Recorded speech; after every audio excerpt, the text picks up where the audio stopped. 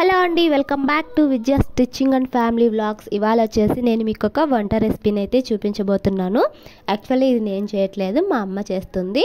మా చిన్నప్పుడైతే మా అమ్మ ఎక్కువగా ఇది చేసి పెట్టేది. మన ఇంట్లో పచ్చి కొబ్బరి మిగిలిపోతూ ఉంటుంది కదా తరచూ, దాన్ని ఈ విధంగా నీట్గా అంతా తురుముకొని మంచిగా ఎండబెట్టేస్తుంది. దీంతో మా అమ్మ కొబ్బరి సన్ చేస్తుంది. కొబ్బరి సన్ కోసం వచ్చేసి ఎండబెట్టుకున్న కొబ్బరి, అలాగే మామూలు పప్పులు కొన్ని తీసుకోవాలి. నెక్స్ట్ వచ్చేసి దీనికి పాకం పట్టాలండి, చక్కెర పాకము.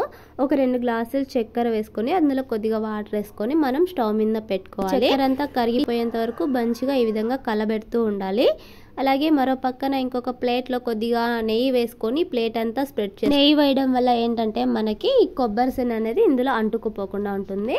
నెక్స్ట్ వచ్చేసి మనం పాకం వచ్చిందో లేదో చెక్ చేసుకోవాలి. ఇందుకోసం మనం ఒక ప్లేట్లో కొద్దిగా వాటర్ తీసుకొని అందులో ఈ చక్కెర పాకాన్ని వేస్తే మనకి ఒక బాల్ లాగా రావాలి.